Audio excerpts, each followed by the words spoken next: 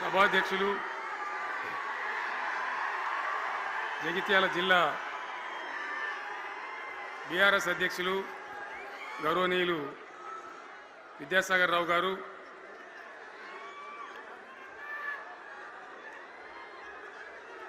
గౌరవనీయమైన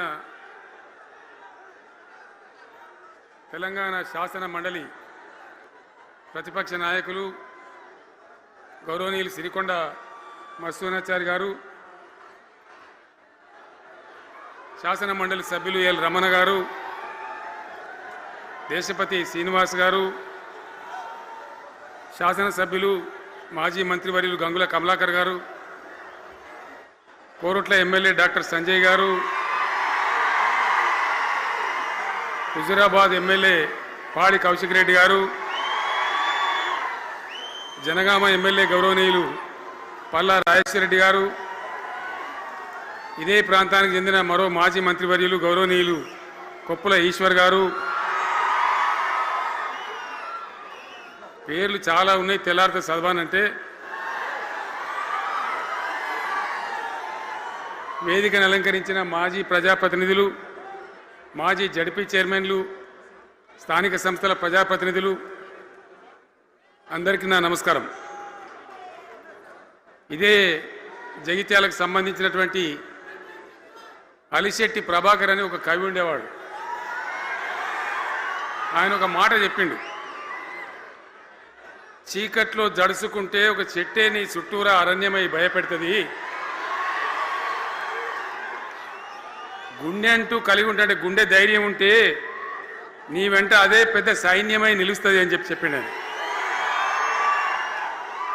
ఇలా నా కళ్ళ ముందు ఉన్నటువంటి మీరు, మీతో రెండింతలు బయట రోడ్ల మీద ఉన్నటువంటి అశేషమైనటువంటి జీవన్ రెడ్డి గారి అభిమానులు, మీ అందరి ఆశీర్వాదంతో ఈరోజు జీవన్ రెడ్డి గారి చేరిక కరెక్ట్గా, ఆయన గుండె ధైర్యం ఉన్నాడు కాబట్టి, ఉన్నట్టు నికాలస్గా మాట్లాడతాడు కాబట్టి ఇలా ఆయన నిర్ణయం తీసుకొని ఇంత పెద్ద సైన్యాన్ని తీసుకొని తెలంగాణ రాష్ట్ర భవిష్యత్ ప్రయోజనాల కోసం ఆయన బీఆర్ఎస్లో చేరిన విషయం మీ అందరికీ తెలుసు.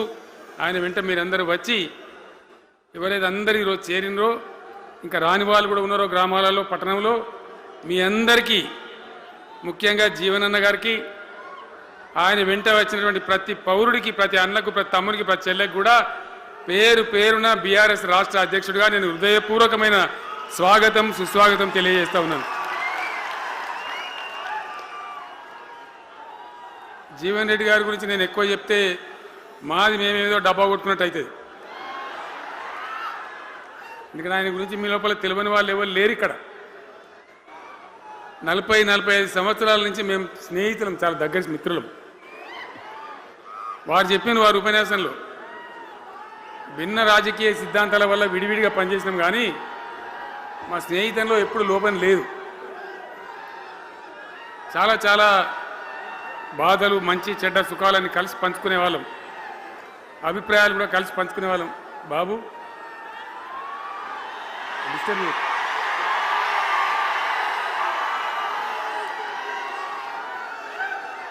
మంది లొల్లి పెట్టడం కూడా కాదురా వాను.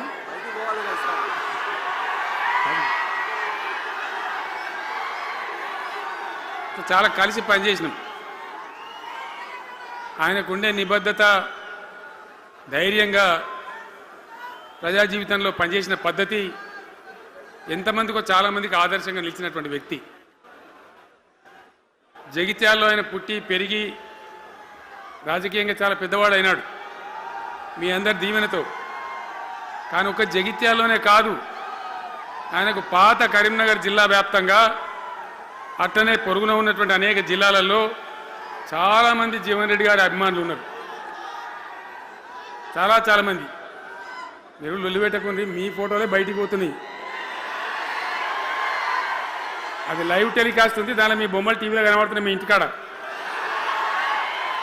లొల్లి పెట్టకుండా ఇక సెట్ అయిందా?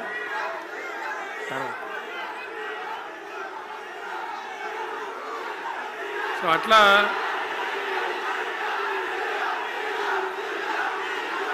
ప్లీజ్ ప్లీజ్ ప్లీజ్ చాలా విషయాలలో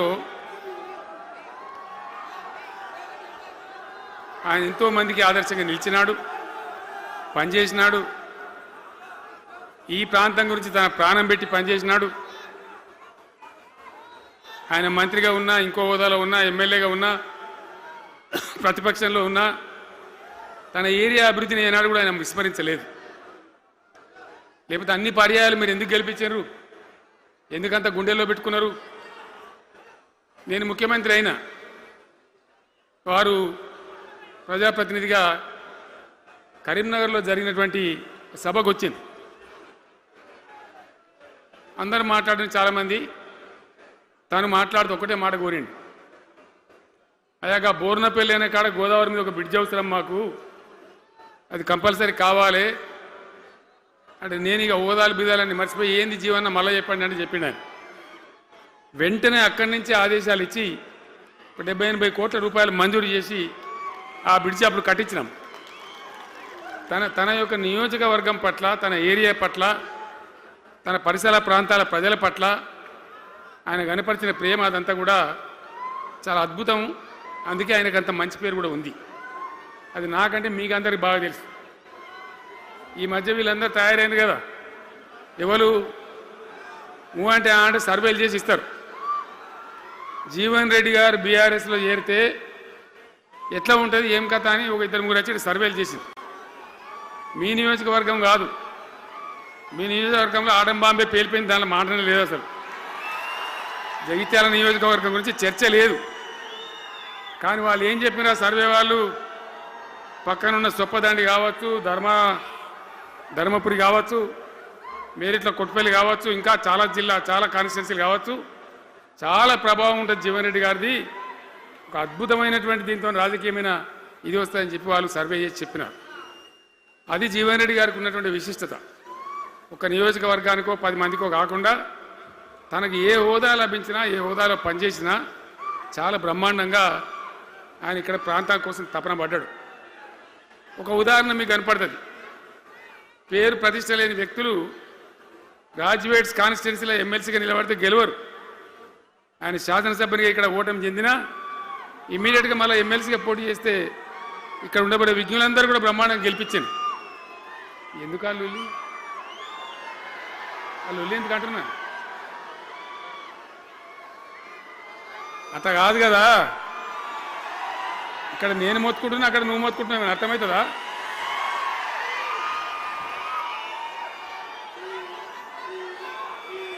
ఆగవా బాబు, ఆవిడ వెనక ఊరేటోడు మనోడేనా? విజయసారా మనోడేనా? మోపాయిండి ఐడియా కూడా మనోడేనా? బుక్కుండా పెట్టు. ఇంత దూరం వచ్చి మనం ఇంత సభ పెట్టుకొని 4 విషయాలు ప్రజలకు చెప్పుకోవాలి కదా. మరి ఈ బట్టి అరుపులారిస్తే ఏం లాభం? సో అట్లా జీవన్ రెడ్డి గారు తన రాజకీయ ప్రస్థానాన్ని ఒక సమితి ప్రెసిడెంట్గా ప్రారంభించి ప్రజా సమస్యల మీద పోరాటం చేసి సివిల్ లిబర్టీస్లో కూడా అడ్వకేట్గా నాడు ఎంతోమందికి పౌర హక్కుల సంఘానికి కూడా మద్దతు ఇచ్చి అచ్చమైన నికార్సైనటువంటి ప్రజా కార్యకర్త నిరూపించుకొని అంచెలంచెలుగా ఎదిగి ఇంతకుముందే ఆయన చెప్పినట్టుగా అనేకమైనటువంటి పదవులు ఆయన చూసినాడు. పదవులైన కొత్త కాదు, బ్రహ్మాండంగా శాసనసభ్యుని గెలవడం, మంత్రి పదవులు అలంకరించడం, అనేక రంగాలలో అనేక రకాలుగా పనిచేయడం అంతా కూడా మీకు తెలుసు. నేను కొత్తగా చెప్పే అవసరం లేదు. నేను ఒక్కటే మాట మీకు మనవి చేస్తా ఉన్నా. జీవన్ రెడ్డి గారు నేను మొన్న కలిసినప్పుడు ఒక మాట అనుకున్నాం. మేము ఎట్లా ముందుకు పనిచేద్దాం ఏంది, మేము ఇద్దరు మూలకోలం అనుకొని ఒక కుటుంబంలో అన్నదమ్ములాగా పనిచేద్దామని చెప్పిన నేను. ఇంత ప్రేమగా అంటే మనం కుటుంబంలాగా ఈ పార్టీకి బ్రహ్మాండమైన ఒక పిల్లర్స్ లాగా పనిచేసి ముందుకు తీసుకొని పోదామని చెప్పి నేను చెప్పడం జరిగింది. ఈరోజు పార్టీలో వారు చేరిన వెంటనే చాలా బ్రహ్మాండమైనటువంటి మనకు ఒక ఊపు వస్తూ ఉంది. నేను జీవన్ రెడ్డి గారిని కోరుతా ఉన్నా, జగిత్యాల మందం కాదు, జగిత్యాల జిల్లా కాదు, పాత కరీంనగర్ జిల్లా కాదు, మీరు ఆదిలాబాద్ చూడాలి, నిజామాబాద్ చూడాలి, పరిసర జిల్లాలు చూడాలి.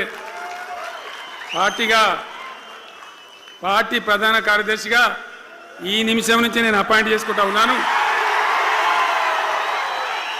బ్రహ్మాండంగా ఈ ప్రాంతం అంతా కూడా మీ సేవలు అవసరం ఉన్నాయి పార్టీకి. అదే కాదు, 600 ఏది ఏమైనా ఏమవుతుంది? 100% మళ్ళా బీఆర్ఎస్ గవర్నమెంట్ వస్తుంది. వస్తుందా? వస్తుందంటూ చేయలేవట్టు ఒకసారి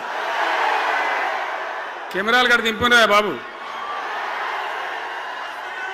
వస్తుంది కదా? ఇవాళ జీవన్ రెడ్డి గారు పార్టీలో బాబు కౌశిక్ రెడ్డి ఇద్దరు ఆగబట్టరు వాళ్ళు.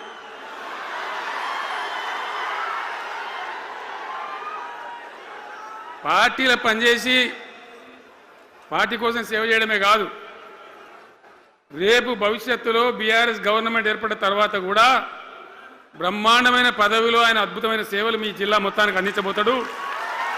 తెలంగాణ రాష్ట్రానికే ఆయన సేవలు అందించబోతాడు. ఇది నా మాట, కేసీఆర్ మాట అని నేను జగిత్యాల గడ్డ మీద చెప్తా ఉన్నా. నేను ఎక్కడన్నా మాట ఇచ్చినా తప్పలే. కాబట్టి జీవన్ రెడ్డి గారిని మీరు జగిత్యాల మందం మీరు యుద్ధం చేయాలి. యుద్ధం చేసేదానికి ఆయన ముఖాబిలా మనిషే లేడీడా, మీరు సరిపోతారు. ఆయన నాకు అప్పచెప్పాల బయట పనిచేయడానికి. కరెక్టే కదా? అట్లే చేద్దామా? అట్లే ముందుకోదామా? జగిత్యాల యుద్ధం మీ వంతు, తెలంగాణ యుద్ధం మా వంతు. ఓకే కదా?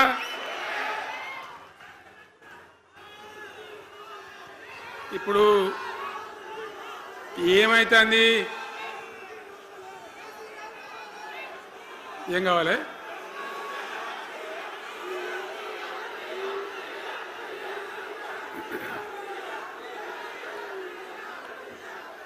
గింతే మనది మనం అనుకొని పోదాము మరిగా.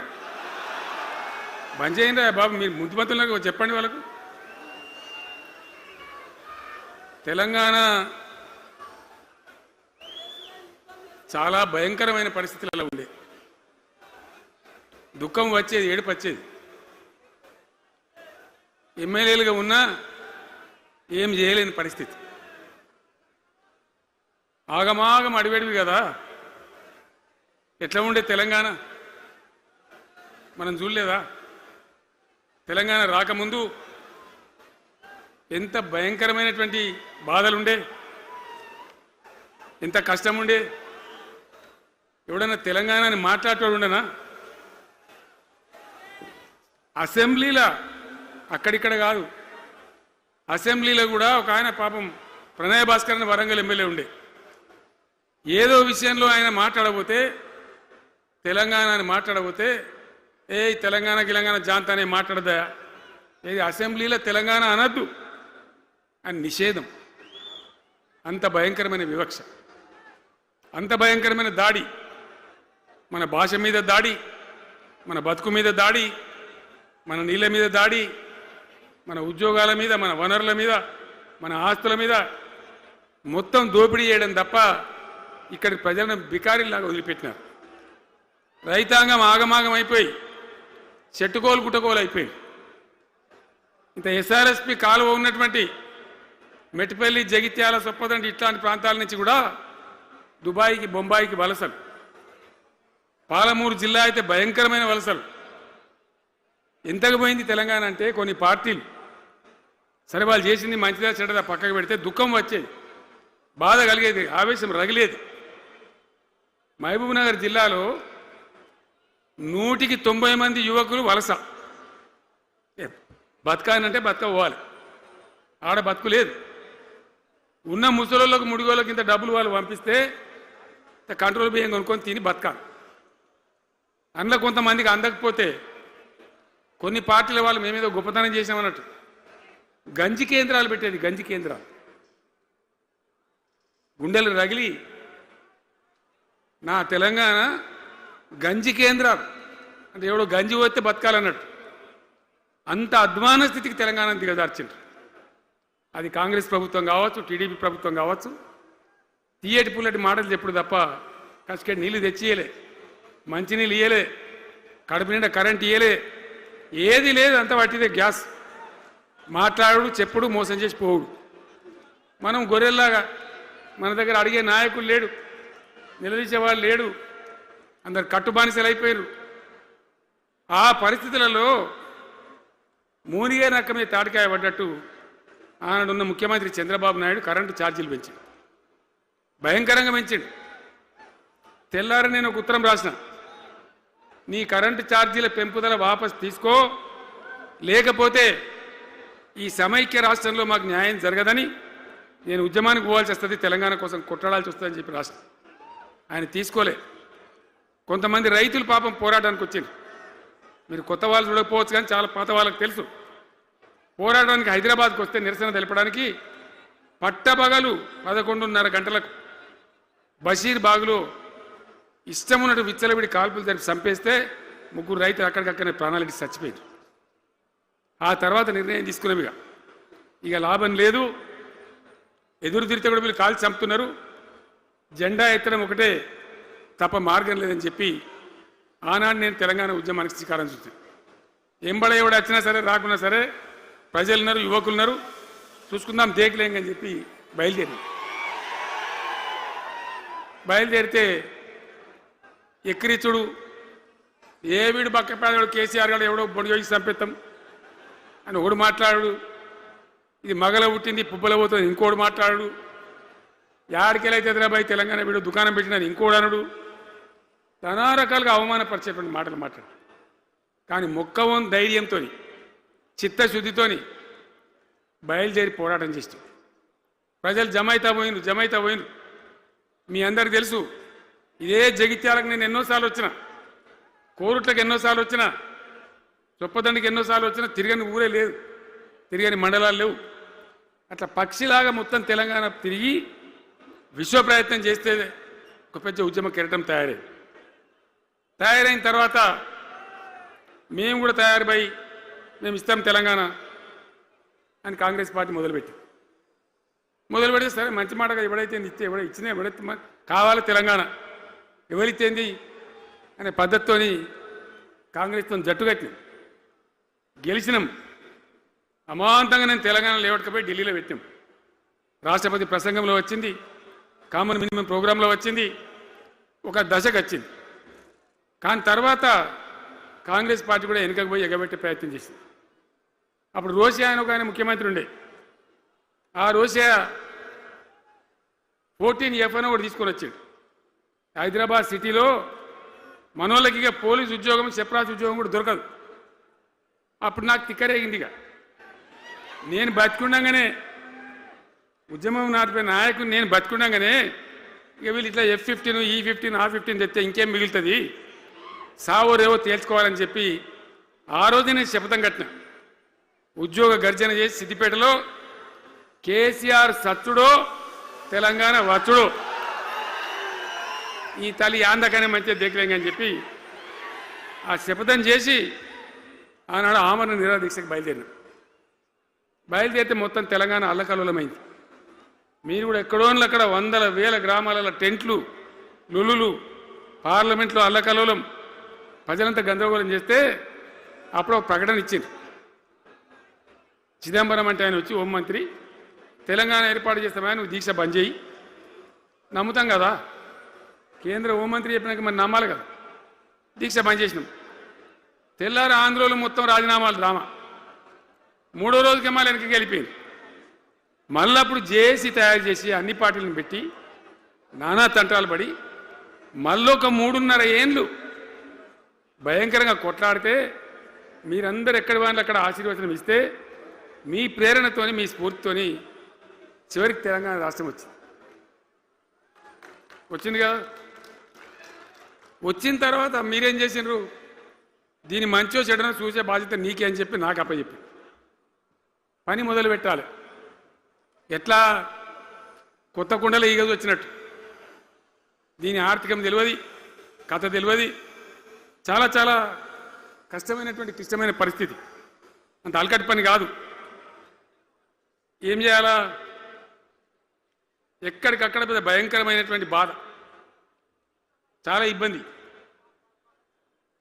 ఇదే జిల్లాల చాటిపల్లి ఉంటుంది, చొప్పదండి మండలంలో జిఆర్ రెడ్డి గారు అని చెప్పి పెద్ద ఆర్థిక శాస్త్రవేత్త, ఆయన బీహార్లో పనిచేస్తూ ఉండే. నేనే స్వయంగా జిఆర్ రెడ్డి గారికి ఫోన్ చేసి, అన్నా మన సొంత రాష్ట్రం వచ్చింది, మనం బాగు చేసుకోవాలి, మీరు రావాలి అని పిలిపించుకొని అట్లాంటి వాళ్ళందరినీ సమూహపరచుకొని ఒక ఎజెండా వేసుకొని బయలుదేరి. అంతకుముందు సమైక్య రాష్ట్రంలో మొత్తం తెలంగాణ చెరువులు నాశనం చేసింది.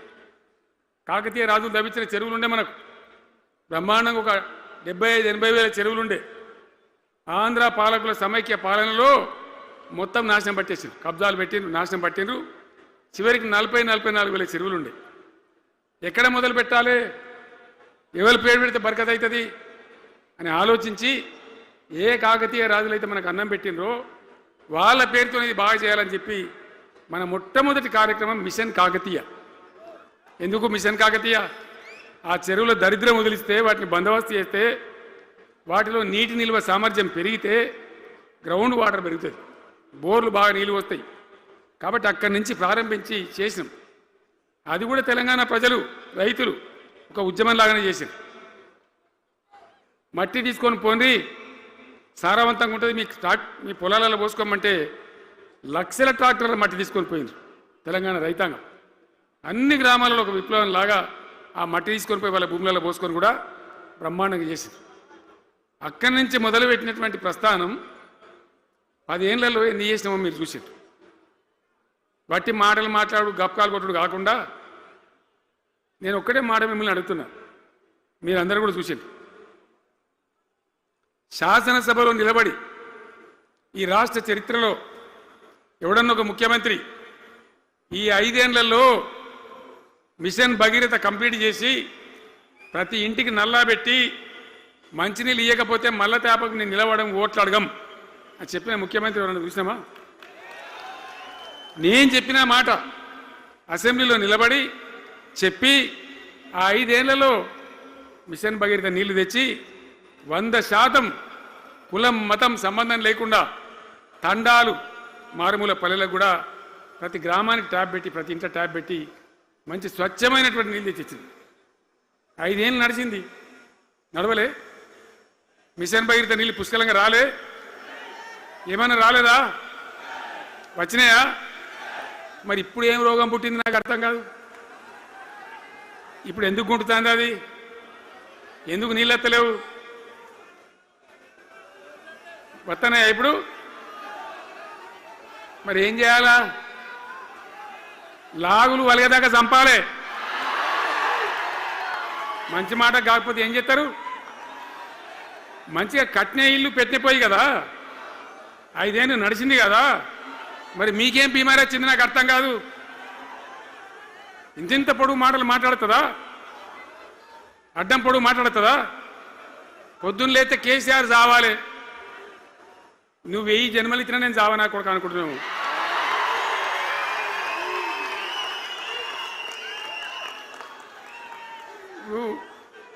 ఉట్టి మీద దాచిపెట్టింది, మన ఇళ్ళలో దాస్తారు కదా, ఏది ఉట్టి ఉట్టి అని ఉంటుంది. ఇప్పుడు మీకు తెలుసో లేదో కానీ ఇప్పుడు ఈ మధ్యలో ఫ్రిడ్జ్లు మోపిన మునుపు ఉట్టి అనేది ఉంటుండే.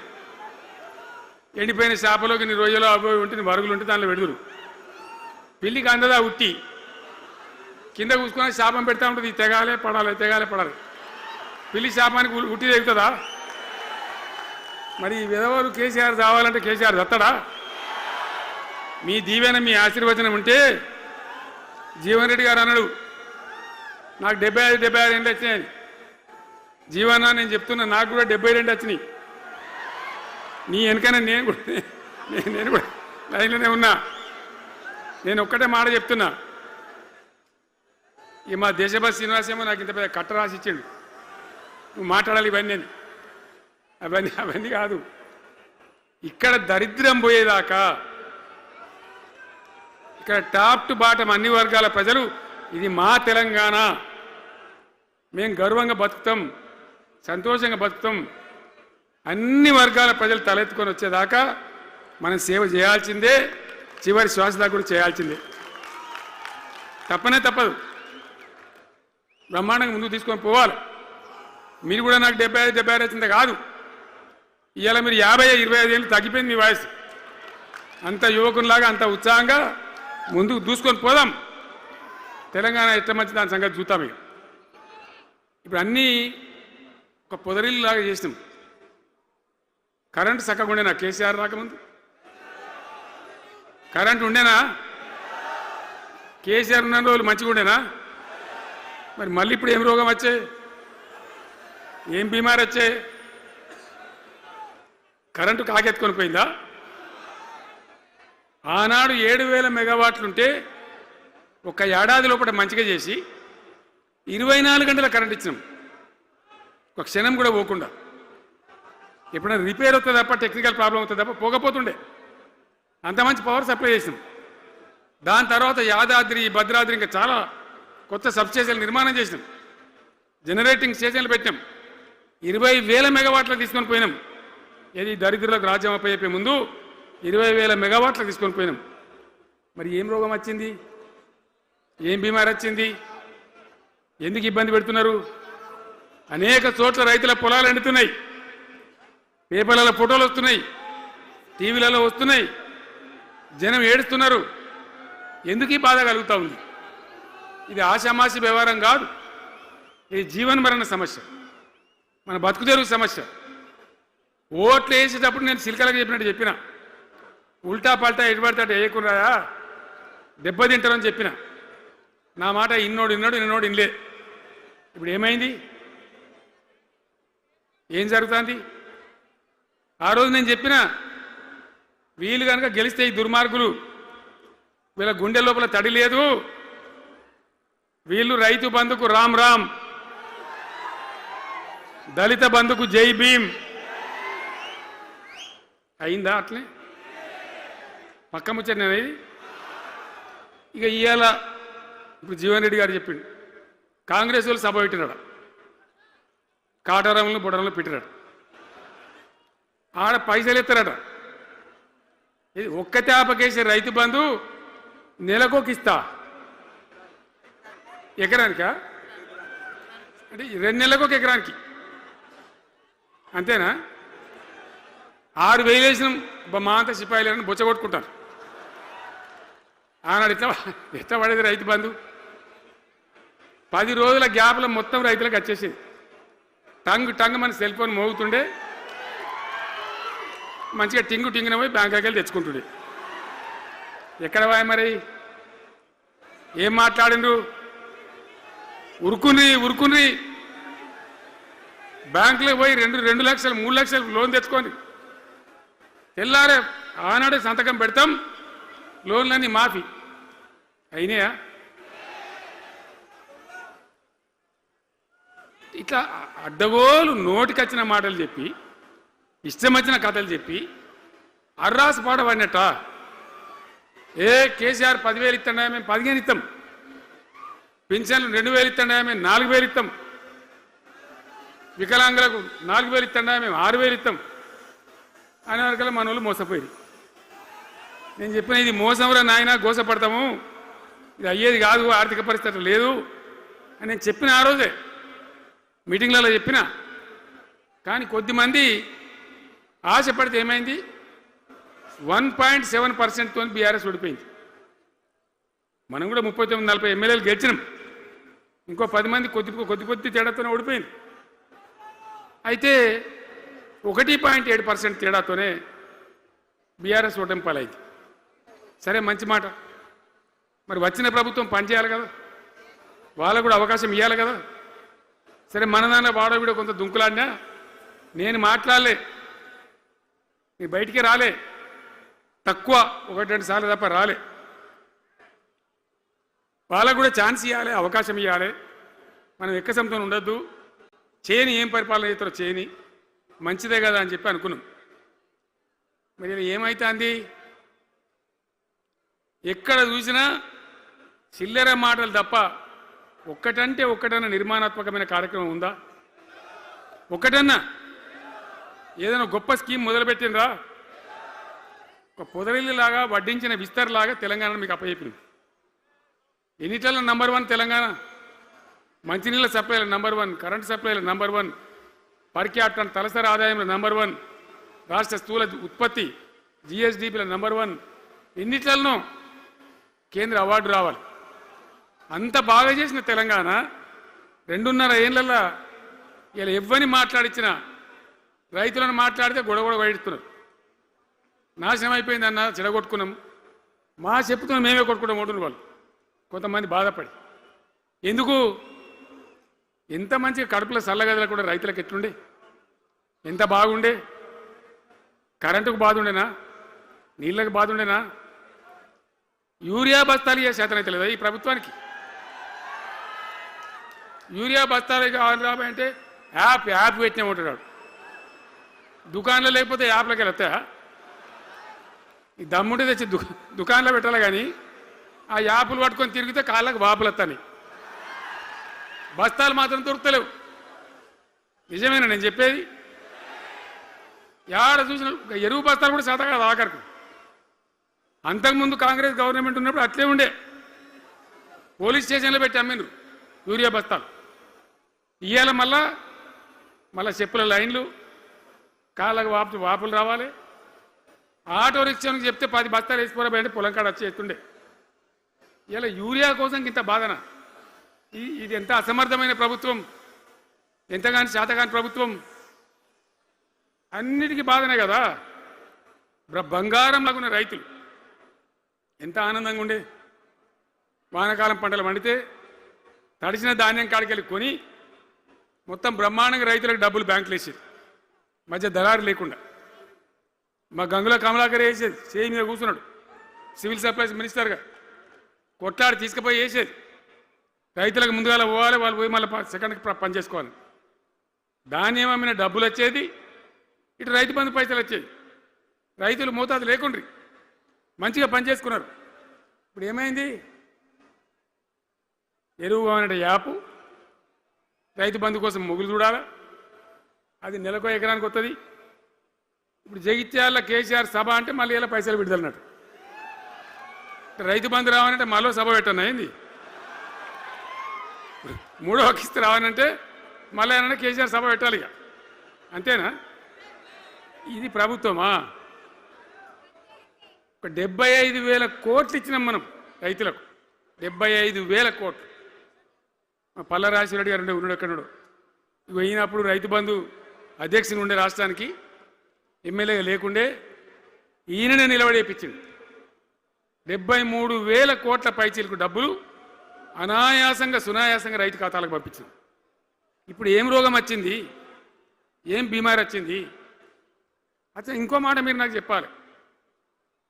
ఈ కాంగ్రెస్ సిపాయిలు ఏం మాట్లాడారు ఎలక్షన్లో? కేసీఆర్ అంటాడు చక్కగా చేస్తలేడా, మేము చాలా సిపాయిలము, చాలా అనుభవం ఉన్న పార్టీ మాది, బ్రహ్మాండంగా చేస్తాం, మీకు 6 సందమామలు 7 సూర్యులు పెడతామన్నారు అన్నారు కదా, ఆయన నరికినారు కదా. ఇలా రాష్ట్ర ఆర్థిక ఆదాయం ఎందుకు దిగజారిపోయింది? దయచేసి ఆలోచన చేయండి. కేసీఆర్ ఉన్నప్పుడు రియల్ ఎస్టేట్ ఎట్లా ఉండే, రైతుల భూముల ధరలు ఎట్లుండే, హైవే పక్కకుంటే 2 కోట్లు 3 కోట్లు, డాంబర్ రోడ్ పక్కకుంటే 1 కోటి రూపాయలు ధీమా ఉండే రైతులకు. ఇంట్లో అమ్మాయి ఇందులో పెళ్లి చేయాలంటే పావడంత అమ్మి చేత పోవా, వాళ్ళ దగ్గర అమ్మి చేత బిల్డింగ్ కట్టుకుంటా. ఈరోజు అమ్మేటోడు ఉన్నాడు కానీ కొనేటోడు లేడు. నిజమేనా ఈ మాట? నిజమా కాదా? ఏమైంది మరి? ఏం రోగం వచ్చింది? రాష్ట్రంలో ఏ వాళ్ళని మాట్లాడించినా, ఎవరిని అడిగినా ఇదే బాధ. ఈ విధంగా రైతుల భూముల ధరలు పడిపోయినాయి, రాష్ట్ర ఆర్థిక పరిస్థితి పడిపోయింది, మంచినీళ్ళకు గోసపడాలి, రైతాంగం అన్నిటికీ గోసపడాలి. ఇవాళ మక్కలండి, మక్కలు వచ్చినాయి, పెడితే కొంటమని చెప్పారు, కొనకపోతే కొనమని చెప్పారు. ఈ శాతకాని దొంగతనం ఎందుకు? లోపల అధికారులకేమో కొనకూడదని చెప్తున్నారు, మీది కొంటమని చెప్తున్నారు. మక్కలు కొనే ధీమా ఉందా? ఇవాళ కొంటుండ్రా? వడ్లు కొంటుండ్రా? కొనకపోగా మళ్ళీ ఇంకా బోనస్ ఇస్తామని ఒక బోగస్ మాట. ఎవరికైనా నచ్చిన బోనస్ వస్తుందా? వాటిదే బోనస్, అంత బోగస్. ఈ విధంగా పంట వేసిన కాడి నుంచి పంట కొనుగోలు దాకా బీఆర్ఎస్ ప్రభుత్వం అన్న నిలబడ్డది, రైతులకు తోడుగా నిలబడ్డది, రైతులను ఆదుకున్నది. ధాన్యం తడిసిపోతే కూడా కొన్నది, కానీ ఇలా రైతాంగం అంతా ఆగమాగం. రైతు బంధు ఎప్పుడవుతుందో తెలియదు, ధాన్యం కొనరో తెలియదు, కొంటే పైసలు తొందరగా వస్తాయో రావో తెలియదు. చాలా సతమతమవుతున్నారు. రైతులను మాట్లాడితే చాలా తప్పు చేసుకున్నాం సార్, పొరపాటు అయిపోయింది అని బాధపడుతున్నారు. చేనేత కార్మికులు మంచిగా ఉండ్రి, మళ్ళీ వాళ్ళ ఆత్మహత్యలు స్టార్ట్ అవుతున్నాయి. వాళ్ళకి ఇచ్చే ఆర్డర్లన్నీ బంద్ చేసిండ్రు. ఇంకెవరికి ఇస్తారట కమిషన్ల కోసం, అది వాళ్ళని అవస్థ పెడతా ఉన్నారు. ఉద్యోగులు ఆనాడు మనం 72% ఇచ్చినాం. వాళ్ళు తెలంగాణ ఉద్యమంలో పనిచేసినారు కాబట్టి టీఎన్జిఓ అంటోళ్ళు సమైక్య రాష్ట్రంలో కూడా వాళ్ళ ఉనికి పొడగొట్టుకోలే. టీఎన్జిఓగానే ఉన్నారు తెలంగాణ ఎన్జిఓలుగా. కాబట్టి వాళ్ళని గౌరవించి గుర్తించి బ్రహ్మాండంగా 72% పిఆర్సీ ఇచ్చినాం. ఇలా 7 రూపాయలని ఇచ్చిండ్రా, 7% అని ఇచ్చిండ్రా. ఏమైంది? ఏం బీమారైంది? ఎంతమందిని మోసం చేస్తారు? ఆఖరికి వస్తే పరిస్థితి ఏంది? ఇలా రాష్ట్రంలో రిటైర్డ్ ఉద్యోగస్తులకు కూడా వాళ్ళకి రావాల్సిన బకాయి, వాళ్ళు దాచుకున్న డబ్బులు వీళ్ళు ఇచ్చే మెహర్బానేం లేదు, ఆ డబ్బులు కూడా ఇచ్చే పరిస్థితి లేదు. ఆటో రిక్షా కార్మికులు మాట్లాడితే అన్నయ్య ఈరోజు పనికి మాలిన ఫ్రీ బస్సు పెట్టినారు, మా పుట్ట కొడుతున్నారు, మేము నాశనం అయిపోయినాం వాళ్ళు ఏడుస్తూ ఉన్నారు. పిల్లలకు అది నేమ్ పెట్టలే. ఆయన కాంగ్రెస్ ముఖ్యమంత్రి అయినా రాజశేఖర రెడ్డి గారు అన్నప్పుడు పెట్టిండు ఇది ఫీజు రియంబర్స్మెంట్ అనే స్కీమ్. మంచి లాభం జరిగింది. నేను దాన్ని కొనసాగించిన. ఇలా మొత్తం బీసీలకు ఎస్సీలకు పిల్లలందరికీ ఫీజు రియంబర్స్మెంట్ రాక 10-12 వేల కోట్ల బకాయిలు పెడితే వాళ్ళు ఆగం, వాళ్ళు రోడ్డున పడరు. కోర్టుకు పోతే పిల్లల దగ్గర వసూలు చేసుకొని చెప్పి కోర్టులు చెప్తా ఉన్నాయి. వాళ్ళ గతి ఏం కావాలి? ఇప్పుడు ఎవరిని కదిలిచ్చినా ఈ రాష్ట్రంలో ఎవరిని మాట్లాడించినా, ఒక విద్యార్థిని మాట్లాడినా, ఒక రిటైర్డ్ అయిన ఉద్యోగిని మాట్లాడినా, పనిచేస్తున్న ఉద్యోగిని మాట్లాడినా, రైతాంగంతో మాట్లాడినా ప్రతి వాడు ఒక అసంతృప్తి, ఒక బాధ, మాకేదో అన్యాయం జరిగినటువంటి పరిస్థితిలో మాట్లాడుతూ ఉన్నారు. పిల్లల పాపం చదువుకునే వాళ్ళు ఉంటే వాళ్ళకి విదేశాల్లో సీట్లు వస్తే 20 లక్షల రూపాయలు ఇచ్చాం. అంబేద్కర్ పేరు మీద, జ్యోతిబా పూలే పేరు మీద ఎస్సీ పిల్లలకు, బీసీ పిల్లలకు, ఓసీలలో కూడా నిరుపేదలకు ఇచ్చినాం. ఇలా దాన్ని బంద్ పెట్టినారు. వాళ్ళు ఆగమైపోతూ ఉన్నారు. అన్నీ కూడా సర్వనాశనం చేస్తూ ఉన్నారు. అన్ని స్కామ్లు, కుంభకోణాలు, భూ కబ్జాలు. పొద్దున్న లేస్తే పేపర్ తిప్పితే బాధ కలిగేటువంటి పరిస్థితులు. సో ఈ రకంగా సింగరేణి, అద్భుతంగా ఉన్న సింగరేణి నాశనం చేసి ఇలా బొగ్గులకు స్కామ్, సివిల్ సప్లైస్ల స్కామ్, మొత్తం అని కూడా స్కామ్లు, దోపిడీ తప్ప ప్రజలకు పనిచేసే పరిస్థితి లేదు. మరి ఏం జరగాల? కాంగ్రెస్ వాళ్ళు చెప్పిన మాటలు వింటే ఈ మాటలు కోటలు దాటినట్టు ఇష్టం ఉన్నట్టు చెప్పారు. చివరికి ఏందిరా ఇప్పుడు 2.5 ఏళ్ళు గడిచిపోయింది. మరి ఏంది కథ? కాకికి పెడదామంటే కంకెడి లేవు, పిట్టకి పెడదామంటే పిడికెడి లేవు. వటియే ముచ్చట్లు, వటియే మాటలు తప్ప ఎక్కడ ఏం జరిగింది లేదు. ఏ డిపార్ట్మెంట్లో కానీ, ఏ రంగంలో కానీ, ఒక ఇరిగేషన్లనా, ఒక కరెంట్లనా, ఇంకో దానిలనా, ఒక అర్బన్ డెవలప్మెంటా, రూరల్ డెవలప్మెంటా ఏమైనా జరిగిందా? ఆనాడు మన పల్లెలు బాగు చేసుకోవాలని చెప్పి దేశంలోనే ఎక్కడ లేని విధంగా పల్లె ప్రగతి కార్యక్రమాలు చేసినాం. ప్రతి ఊరికి అన్నేళ్ళ తెలుగుదేశం కాంగ్రెస్ గవర్నమెంట్లు ఉంటే చచ్చిపోతే ఏడగాలేసుకోవడం జాగ కూడా చూపించలే. ప్రతి గ్రామానికి ఆనాడు మనం వైకుంఠ ధామాలు కట్టినాం. ప్రతి గ్రామంలో క్రీడా ప్రాంగణాలు కట్టినాం. ప్రతి గ్రామంలో నర్సరీలు పెట్టినాం. ప్రతి గ్రామంలో పల్లె ప్రకృతి వనాలు పెట్టినాం. ప్రతి గ్రామ పంచాయతీకి ట్రాక్టర్ ఇప్పించినాం. ఆనాడు చెత్త తీసేది. ఇలా పనిచేస్తున్నాయి ట్రాక్టర్లు. ఊళ్ళలో ట్రాక్టర్లు పనిచేస్తున్నాయన్నా, మూలకు పడ్డాయి, డీజిల్ పోసే దిక్కులేదు. ఏం చేయాలి? పల్లె ప్రకృతి వనం పెడితే దాన్ని నీళ్ళు పోసే దిక్కులేదు. ఏం రోగం వచ్చింది? ఏం బాధ? డీజిల్ లేదా? ఆ తెలివి కూడా లేదా? ఆ రోజు నేను చెప్పిన ఆర్థిక శాఖ కార్యదర్శిని పిలిచి అవసరమైతే ఎమ్మెల్యేల జీతాలు బంద్ పెట్టుంది కానీ గ్రామ పంచాయతీల డబ్బులు మాత్రం విడుదల చేయండి అని చెప్పినండి. అంత టెన్షన్గా డబ్బులు పంపించేది, కార్యక్రమాలు జరిగేది, గ్రామాలు మంచిగా ఉండేది. అది నాశనం పట్టిండ్రు. మున్సిపాలిటీలు అయితే మురిక్కుపాలు అయిపోయినాయి. మరి ఏం చక్కగా ఉన్నట్టు? ఏం బాగున్నదన్నా?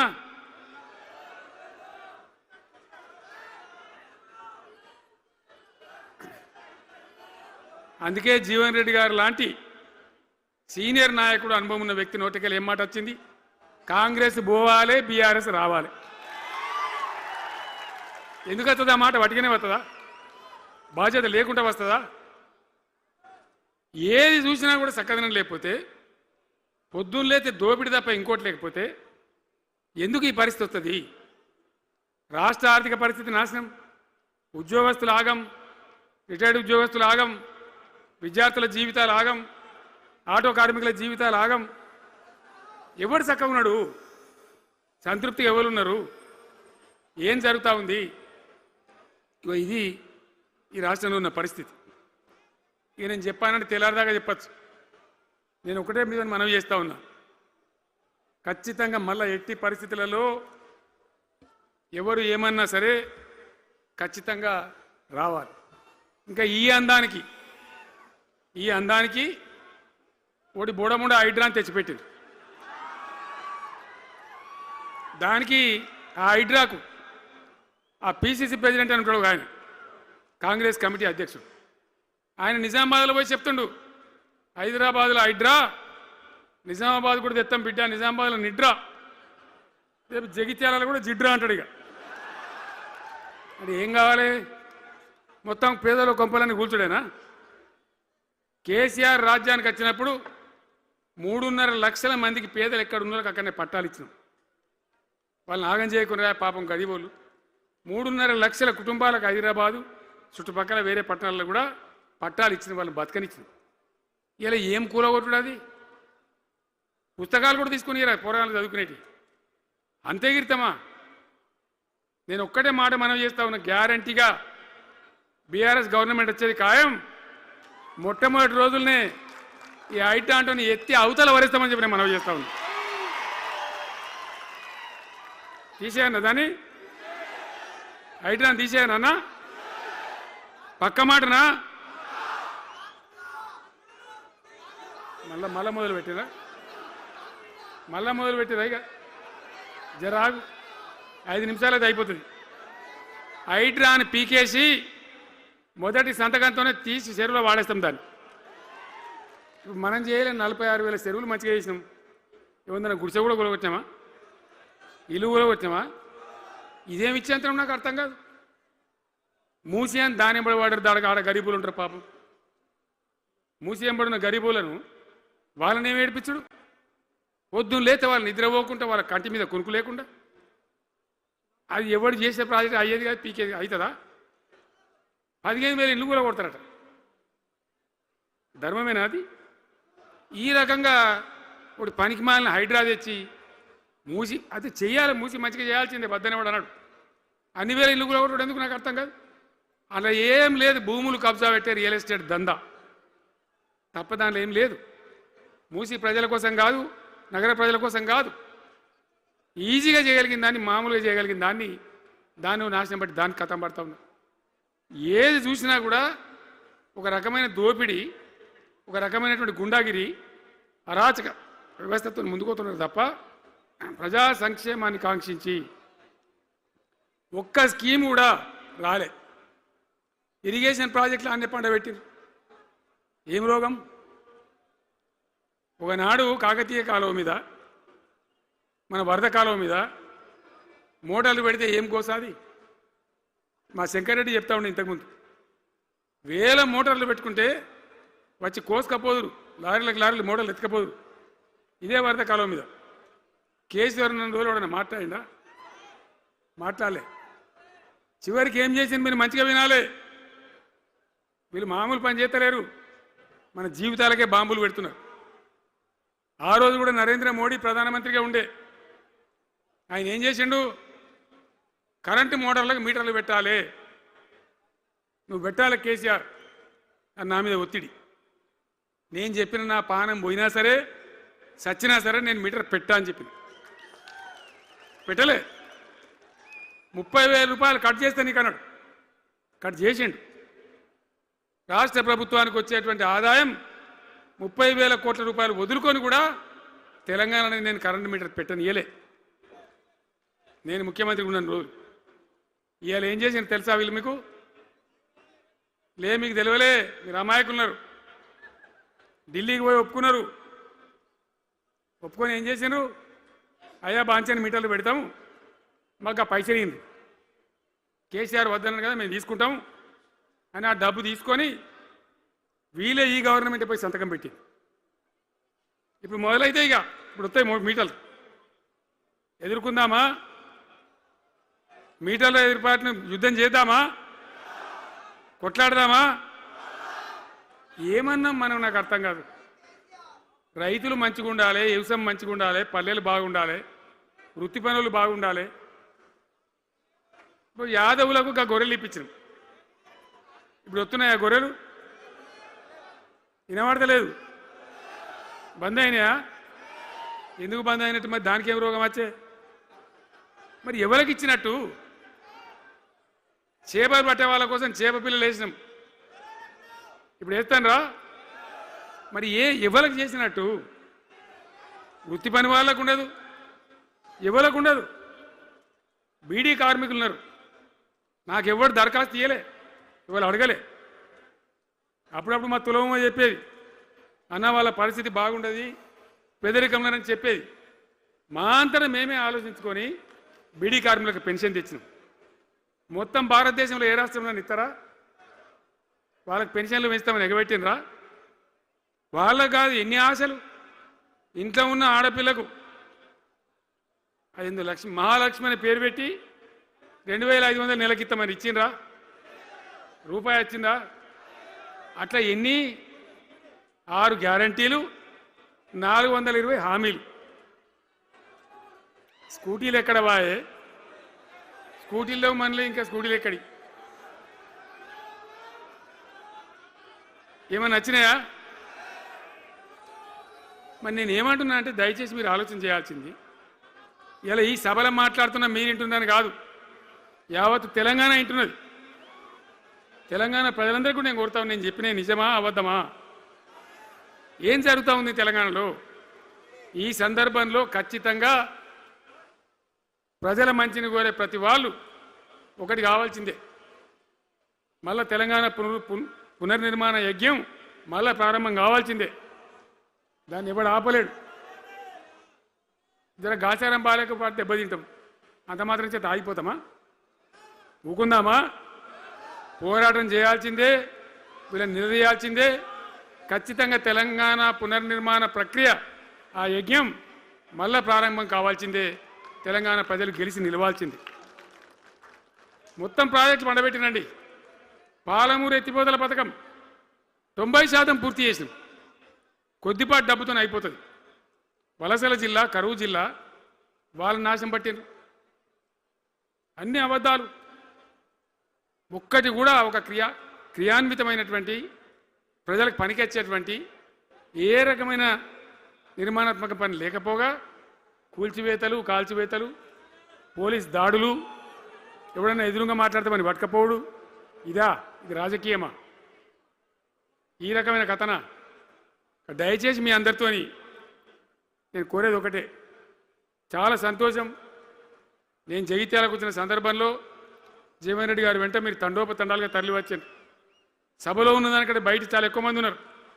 మేము రాగా చూసినాం, తోవలో చాలా చీరి చేస్తూ ఉన్నారు. మీరు వచ్చిండ్రు. మీ అందరికీ మళ్ళొక్కసారి నేను స్వాగతం చెప్తా ఉన్నా. జీవనన్నతో పాటు బ్రహ్మాండంగా పనిచేద్దాం, ముందుకు పోదాం. ఈ జగిత్యాల జైత్ర యాత్రనే మళ్ళీ మన రాజకీయ శక్తుల పునరేకీకరణ చేసుకుంటూ మనం విజయం సాధించే వైపుగా పోవాలి. తప్పక విజయం సాధించాలి. తెలంగాణ పునర్నిర్మాణ యజ్ఞం పునఃప్రారంభం కావాలి. ముందుకు పోయి మనం విజయం సాధించాలని కోరుకుంటూ మీ అందరికీ కూడా పేరు పేరున ప్రతి ఒక్కరికి ధన్యవాదాలు తెలియజేస్తూ నేను సెలవు తీసుకుంటా ఉన్నా. జై తెలంగాణ, జై తెలంగాణ. సలవడని గట్టిగా చెప్పాలి. జై తెలంగాణ, జై తెలంగాణ. ధన్యవాదాలు.